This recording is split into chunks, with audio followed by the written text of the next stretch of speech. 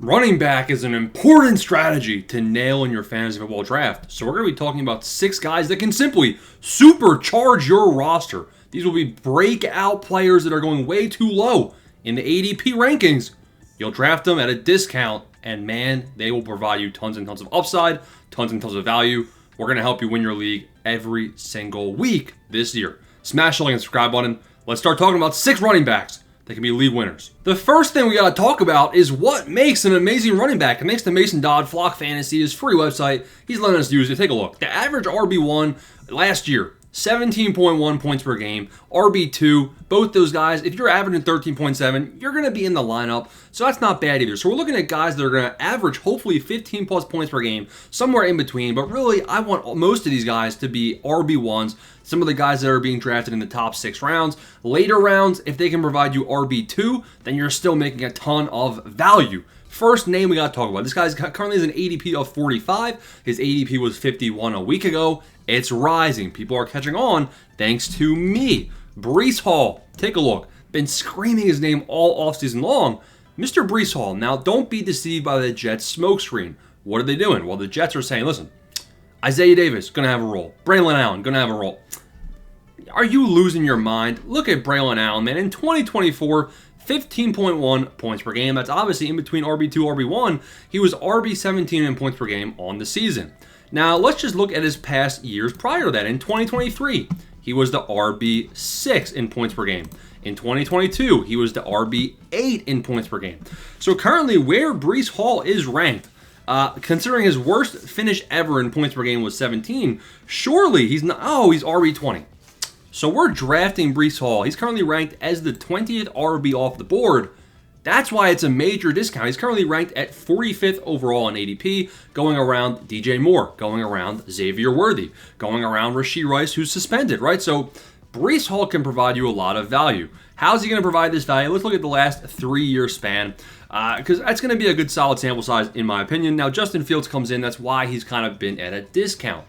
Justin Fields coming in is not going to be that big of a deal. Look at the Ravens.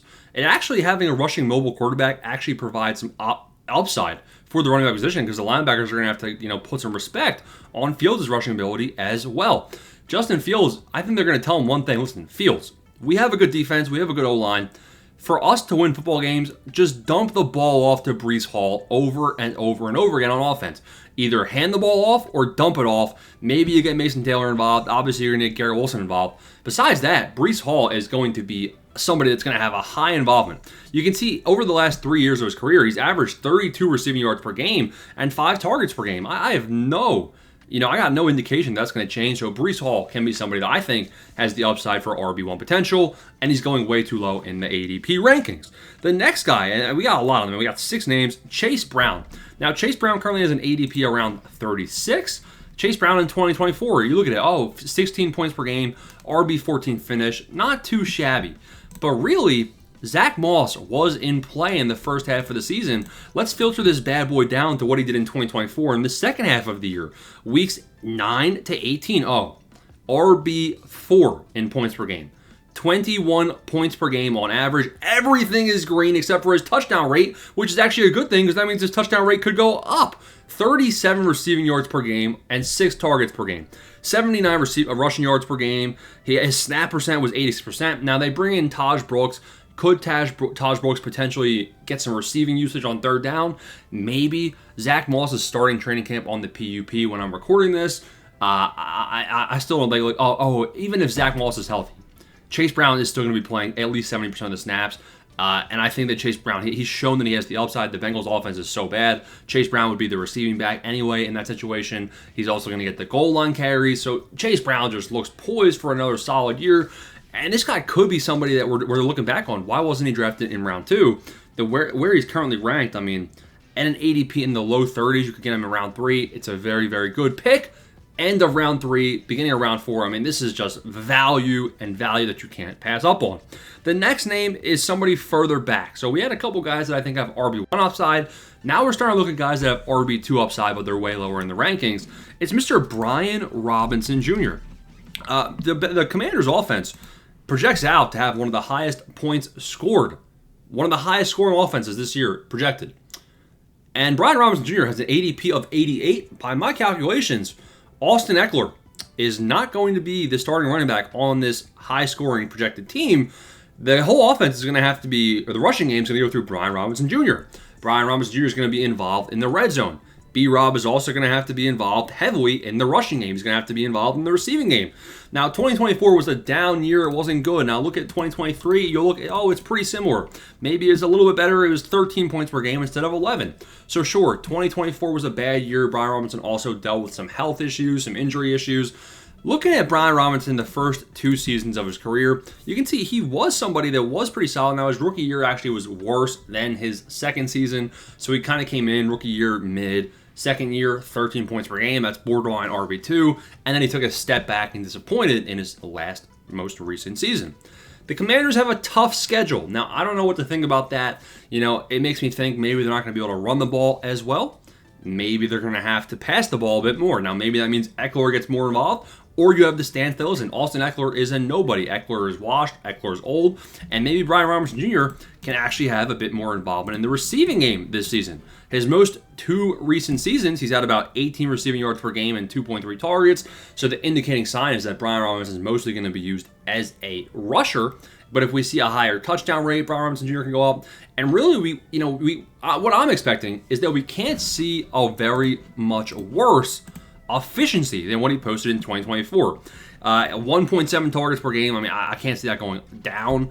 I can't see it going down. Like, he wasn't really involved at all as a receiver. 56% of the snaps. I think that number is going to go up. I think he'll play probably closer to 65% of the snaps.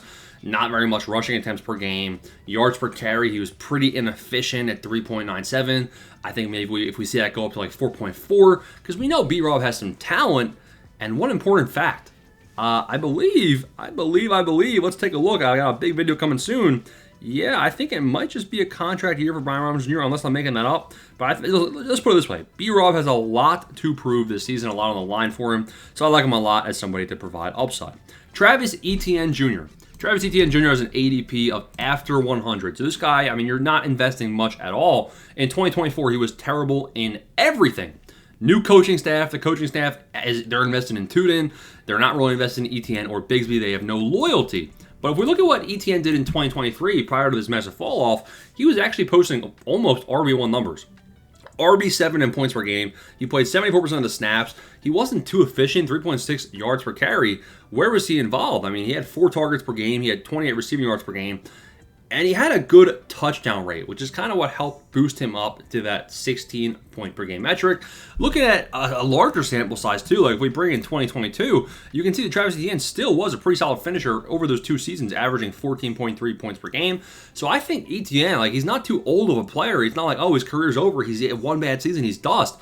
I think Etienne is poised for a bounce back. Now, the problem here is you can't really say that he's going to have that same 80% snap share that he had in prior seasons. He had a 55% snap share in 2024, and I honestly think that we're going to see something similar. Like, they bring in Tudin, who they invest in. You have Bigsby, and Bigsby put up 800 rushing yards last year. I wouldn't be surprised if Etienne is around 55-60% again, and then it's a matter of, can he be more involved as a receiver? Can his efficiency go up? And his touchdown rate, which was 1 touchdown every 10 games, as opposed to 1 touchdown every game and a half that he had in 2023. So if we see positive touchdown improvement for Etienne, he could be poised to put up some solid numbers. This is kind of a flyer shot in the dark, but he has the first shot at the starting gig in Jacksonville, and Jacksonville projects out, in my eyes, to be a better offense with 2 heavy-hitting receivers and a quarterback that has a lot to lose. Next name up right here, we got 2 more. We got Dylan Sampson. Now, when I'm recording this, you got Judkins. The Browns are saying, oh, we'll play it day to day. We don't really know if Judkins is going to jail or not. We don't know if Judkins is getting suspended or not. I think Judkins is probably going to, it's not looking good, right? So Sampson comes in. He has the draft capital. The Browns invest in Sampson. They're going to give Sampson a good, fair shot at the starting gig over Jerome Ford. Now, you could also say it's Jerome Ford season, because Ford was obviously a factor in 2024 as well. But Sampson is more exciting, and this Browns offense, what are they going to be playing for? Now, the Browns have a very tough schedule to start the season. They're going to be losing their first couple of games. Very tough schedule. So Samson could get some work as a receiver, which actually excites me. Samson's probably going to go undrafted in your draft. Take the shot. You won't regret it. Final name number 6, breakout running backs. We got Jarquez Hunter. Jarquez Hunter, again, final rounds of your draft. The reason I like him is that I'm kind of fading Kyren Williams a little bit. Like, I'm not totally avoiding him. I'm not totally saying avoid Kyren. But Sean McVay, we've seen he doesn't really have much loyalty to the running back position. We'll see if Kyren gets a contract. Maybe he already got a contract when you're watching this. That would make me a bit more excited about Kyren and less excited about Jarquez Hunter. But Blake Corum is Kyren's clone, so we didn't really expect Blake Corum to have like an additional role. Whereas Sean McVay is saying Jarquez Hunter is totally different. Jarquez Hunter has that big rushing explosiveness that Kyren Williams lacks.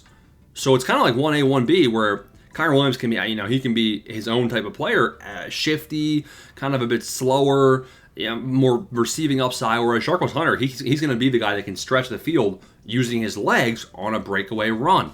So Jarquez Hunter has his own upside in his own respect as well. 6 RBs to consider drafting in your fantasy draft. I think all of those guys have high upside. Smash the like and subscribe button. Signing off.